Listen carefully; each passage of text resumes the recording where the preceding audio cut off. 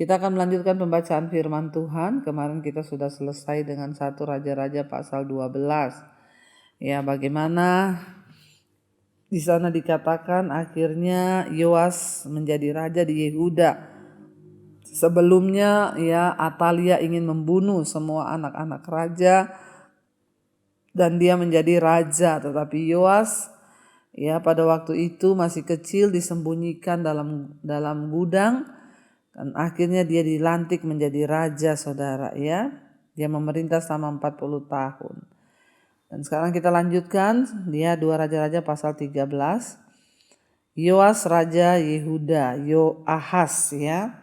Jadi kemarin kita sudah sampai ya akhirnya juga Yoas raja Yehuda itu ya dikatakan dia akhirnya segala riwayat Yoas tertulis dalam kitab sejarah raja-raja Yehuda ya, dan pada akhirnya Yoas pun ya dibunuh, saudara ya, dan dikatakan dia dikuburkan di samping nenek moyangnya di kota Daud. Iya, sekarang kita lanjutkan di pasal 13, 2 Raja-Raja. Yoahas raja Israel. Dikatakan di sana, dalam tahun ke-23 zaman Yoas bin Ahasya raja Yehuda, Yoahas anak Yehu menjadi raja atas Israel di Samaria. Ia memerintah 17 tahun lamanya. Ia melakukan apa yang jahat di mata Tuhan dan ia hidup menuruti dosa Yerobeam bin Nebat yang mengakibatkan orang Israel berdosa pula, dan ia tidak menjauhinya. Ingat selalu dosa Yerobeam itu diulang-ulang terus ya, karena dia membuat orang Israel berdosa terhadap Tuhan.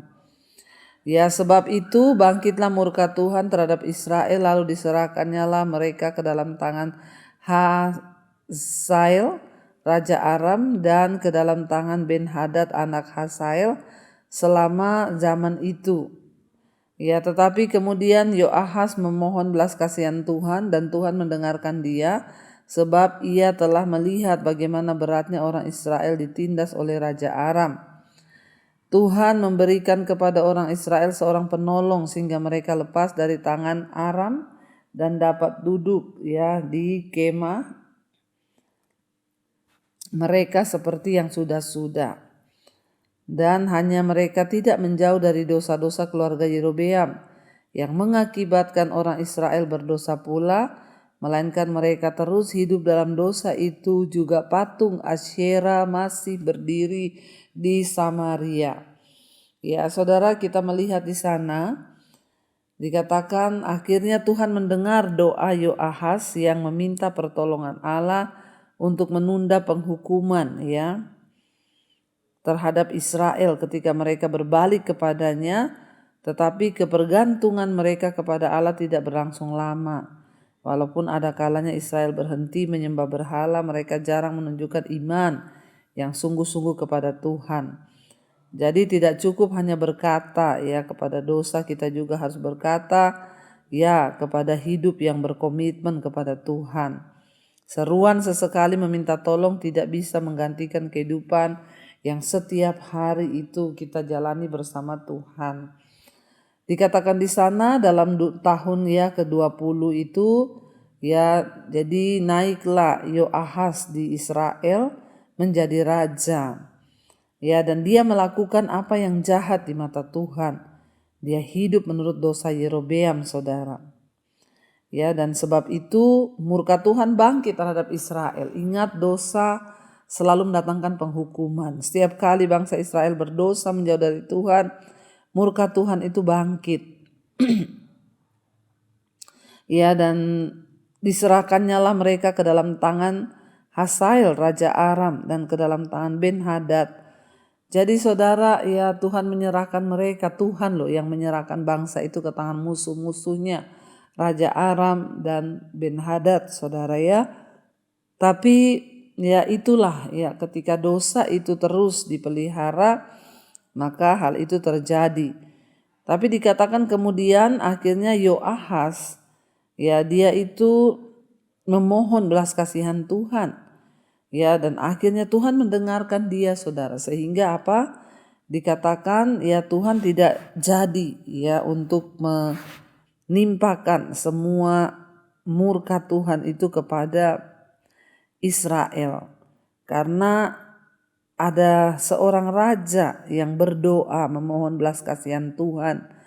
Dia bertobat di hadapan Tuhan, minta ampun. Dan dikatakan di sana ya dia bersyafaat bagi Israel, dan Tuhan memberikan kepada Israel seorang penolong sehingga mereka akhirnya dilepaskan ya dari tangan Raja Aram. Jadi Aram itu terletak di utara Israel, saudara, dan selalu merupakan musuh Israel. Ini adalah sebagian ya, karena Israel memang memblokade sebagian besar jalur perdagangan Aram di selatan. Dan Aram memotong sebagian besar jalur perdagangan Israel dari utara. Kalau satu bangsa bisa menaklukkan bangsa yang lain, maka semua jalur perdagangannya itu ya akan terbuka dan ekonominya akan cepat berkembang. Tapi kalau dia kalah dalam peperangan, maka dia akan ditutup jalur perdagangannya. Israel dan Aram begitu sibuk berperang satu sama lain sehingga mereka itu tidak memperhatikan ada sebuah kekuatan lain yang sedang berkembang dan ingin ya menjatuhkan mereka, saudara. Jadi ya akhirnya Yoahas berdoa kepada Tuhan memohon pengampunan. Dan hanya karena kembali lagi waktu diampuni Tuhan dikatakan ya ayat 6, hanya mereka tidak menjauh dari dosa keluarga Yerobeam yang mengakibatkan orang Israel berdosa. Mereka tetap menyembah patung ya Asyera, dan itu masih tetap berdiri di Samaria. Ayat 7, sebab tidak ada laskar ditinggalkan pada Yoahas selain dari 50 orang berkuda dan 10 kereta dan 10.000 orang berjalan kaki, sebab Raja Aram telah membinasakan mereka dan meniupkan mereka seperti abu pengirikan. Selebihnya riwayat Yoahas dan segala yang dilakukannya dan kepahlawanannya, bukankah semua itu tertulis dalam kitab sejarah raja-raja Israel? Kemudian Yoahas mendapat perhentian bersama-sama dengan nenek moyang mereka dan dikuburkan di Samaria. Maka Yoas anaknya menjadi raja menggantikan dia, saudara ya. Jadi kita lihat akhirnya ya dia mati dan digantikan oleh Yoas ya untuk menjadi raja di Israel. Dan dikatakan di sana bahwa pada akhirnya Yoas menjadi raja. Kita lanjut sedikit lagi ayat 10. Dalam tahun ke-30 zaman Yoas raja Yehuda, Yoas anak Yoahas menjadi raja atas Israel di Samaria. Ia memerintah 16 tahun lamanya. Ia melakukan apa yang jahat lagi di mata Tuhan. Ia tidak menjauh dari segala dosa yang diseru Yerobeam bin Nebat yang dilakukan oleh orang Israel, tetapi terus hidup dalam dosa itu, yaitu menyembah berhala. Selebihnya dari riwayat Yoas dan segala yang dilakukannya dan kepahlawanannya, bagaimana ia berperang melawan Amasya raja Yehuda, bukankah semuanya itu tertulis dalam kitab sejarah raja-raja Israel? Setelah Yoas mendapat perhentian bersama-sama dengan nenek moyangnya, maka duduklah Yerobeam di atas tahta ayahnya, dan Yoas dikuburkan di Samaria di samping raja Israel. Jadi saudara, kita membaca siklus dari kerajaan bangsa Israel ini ya begitu. Berdosa dimurkai bertobat, berdosa dimurkai bertobat. Ya, dan kita belajar saudara, ketika kita ini semua mau sungguh-sungguh percaya kepada Tuhan, mau sungguh-sungguh berserah kepada Tuhan, maka mari kita sungguh-sungguh hidup dalam pertobatan agar kita melihat mujizat demi mujizat Tuhan. Jangan hanya ketika kita butuh sesuatu dari Tuhan, tapi mari kita menjadi orang-orang yang hidup sungguh-sungguh mengandalkan Tuhan. Sekarang kita mau lanjutkan ya sampai di ayat yang ke-14 sekarang. Ya, bagaimana kita lihat kemarin raja-raja Israel itu selalu melakukan apa yang jahat di mata Tuhan. Lalu Tuhan menghukum ya, jahat lagi, dihukum lagi. Tapi ada nabi yang selalu dipakai untuk mengingatkan pesan-pesan Tuhan. Kita lanjutkan sekarang ya 2 Raja-Raja 13 ayat 14. Kejadian menjelang kematian Elisa dan keajaiban dalam kuburnya. Ketika Elisa menderita sakit yang menyebabkan kematiannya, datanglah Yoas, raja Israel kepadanya dan menangis oleh karena dia. Katanya, "Bapakku, Bapakku, kereta Israel dan orang-orangnya yang berkuda." Ya. Berkatalah Elisa kepadanya, "Ambillah busur dan anak panah." Lalu diambillah busur dan anak-anak panah. Berkatalah Elisa, raja Israel, "Tariklah busurmu." Lalu ia menarik busurnya, tetapi Elisa menaruh tangannya di atas tangan raja, serta berkata, "Bukalah jendela yang di sebelah timur." Dan ketika dibukanya, berkatalah Elisa, "Panahlah." Lalu dipanahlah, kemudian berkatalah Elisa, "Itulah anak panah kemenangan daripada Tuhan. Anak panah kemenangan terhadap Aram. Engkau akan mengalahkan Aram di Afek sampai habis lenyap." Sesudah itu berkatalah ia, "Ambillah anak-anak panah itu." Lalu diambilnya. Setelah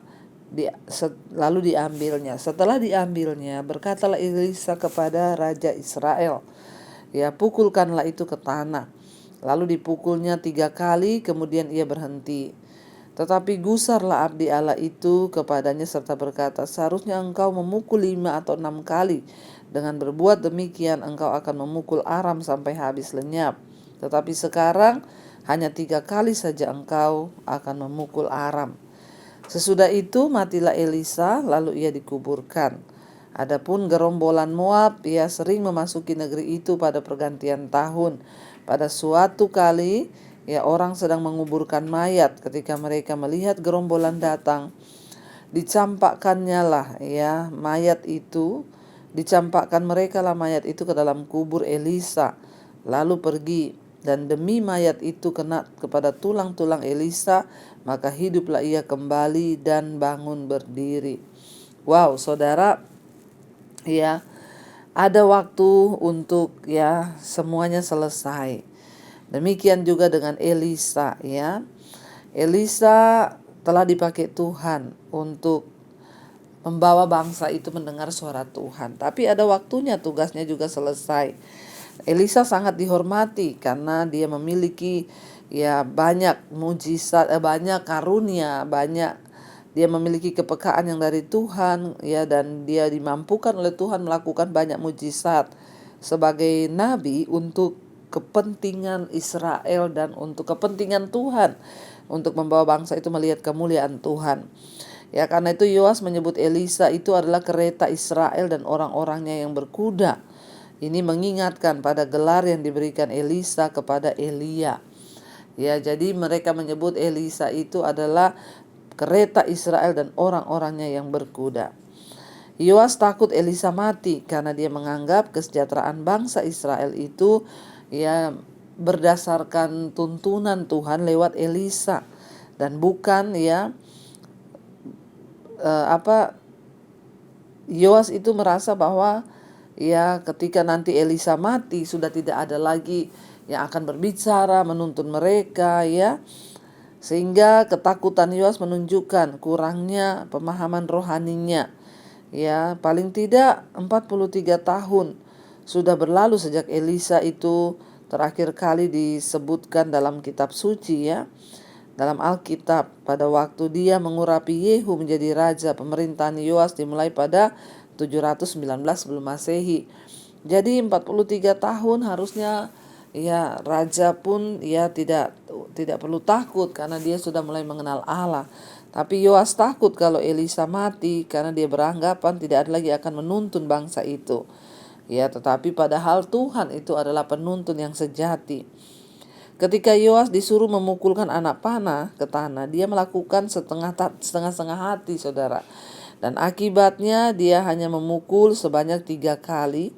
Dan ternyata pukulan itu mewakili jumlah kemenangan terhadap Aram.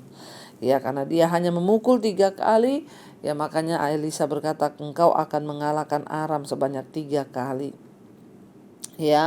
Kita harus menerima dan juga mentaati semua perintah-perintah Tuhan seluruhnya, kalau kita ini ingin menerima dan melihat segala mujizat, penyertaan, bahkan kemenangan yang dari Tuhan, maka Kita harus sungguh-sungguh menyerahkan hidup kita kepada Tuhan, ya, dan kita harus sungguh-sungguh mengikuti instruksinya Tuhan.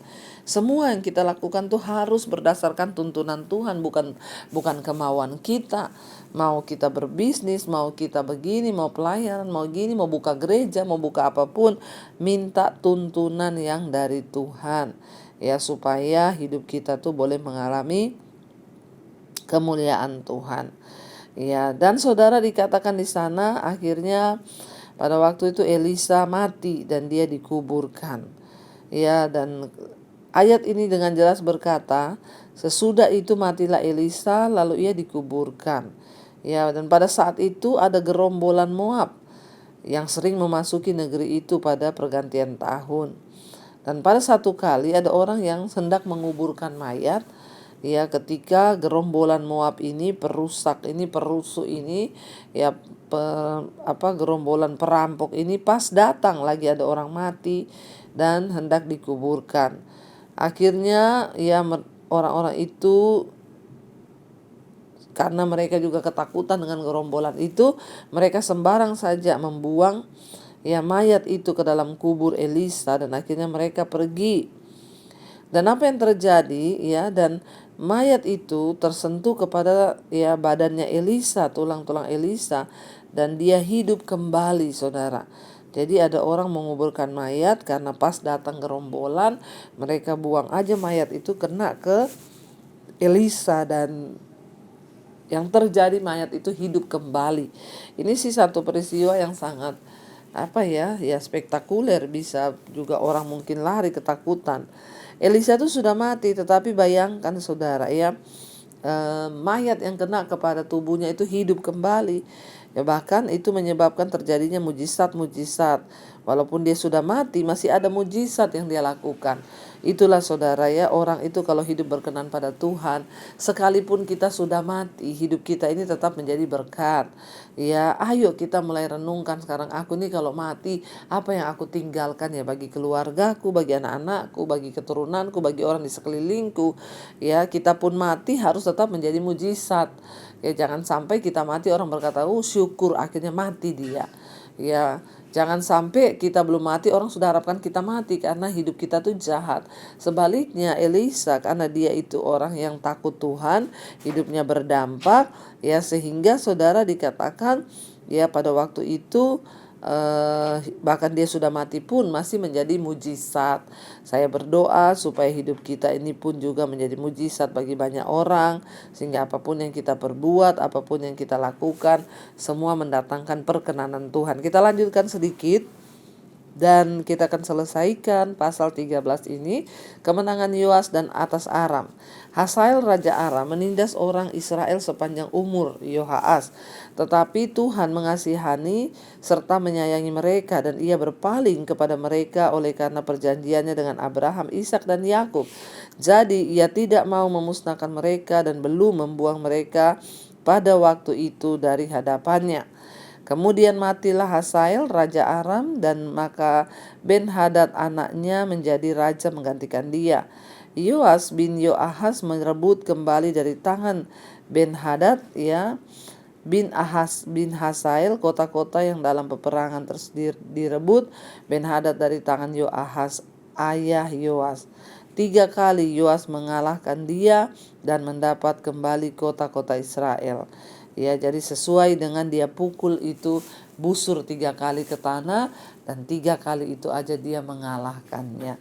Ya, saudara, biarlah semakin hari iman kita semakin teguh di dalam Tuhan, sehingga kita ini boleh menjadi orang-orang yang ya mengalami Tuhan, dapat menyaksikan cinta kasih Tuhan, bahkan ketika kita mati pun hidup kita pasti bisa menjadi mujizat bagi orang lain.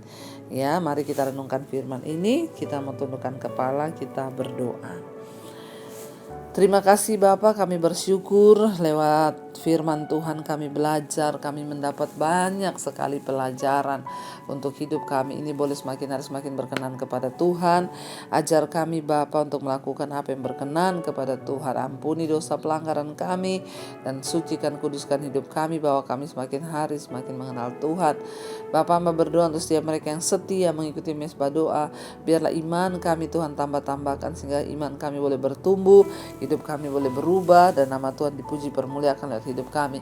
Berkati setiap mereka yang terbaring sakit hari ini Tuhan, Engkau jamah dalam nama Tuhan Yesus. Sakit apapun kami perkatakan dengan iman, ketika kami bertobat maka Tuhan sanggup memberikan kesembuhan. Berkati juga setiap orang yang terikat dengan masalah keuangan, hutang piutang, Tuhan turut bekerja mendatangkan kebaikan, semuanya boleh terselesaikan, dilunasi dan mendapat segala yang terbaik dari Tuhan. Berdoa untuk setiap mereka yang cari pekerjaan, Tuhan memberi pekerjaan yang terbaik. Berkati untuk rumah tangga dipulihkan oleh Tuhan. Berkati yang hari-hari ini Tuhan terus mencari wajah-Mu, Engkau beri Tuhan kebaikan dan kebaikan-Mu. Kami juga berdoa mengangkat tangan bagi Indonesia. Biarlah Indonesia menjadi negara yang damai, aman, tentram, tidak ada kerusuhan, kekacauan. Kau juga terus memberkati Bapak Presiden Jokowi, takut akan Tuhan dalam kehidupannya. Berkati anak-anak, berkati Tuhan semua ya, apa yang dilakukan di atas bangsa ini boleh mendatangkan kemuliaan bagi Tuhan saja. Berkati juga semua bangsa-bangsa di 5 benua, Asia, Afrika, Amerika, Eropa, Australia. Tuhan Engkau memberkati, biarlah hujan pertobatan tercurah, orang-orang bertobat berbalik kepada Tuhan, meninggalkan segala dosa, agar hidup kami mempermuliakan nama Tuhan. Mari buka hati dan tanganmu saudara, karena itu terimalah kiranya berkat, rahmat, anugerah dari Allah Bapa, cinta kasih Tuhan Yesus Kristus, penyertaan Allah Roh Kudus turun atas hidup kita hari ini, bahkan sampai kali yang kedua Tuhan Yesus datang kembali menjemput kita, nama kita tercatat dalam kitab kehidupan. Dalam nama Tuhan Yesus yang percaya diberkati Tuhan, katakan bersama, amin, amin, amin. Tuhan Yesus memberkati saudara. Shalom dan Immanuel.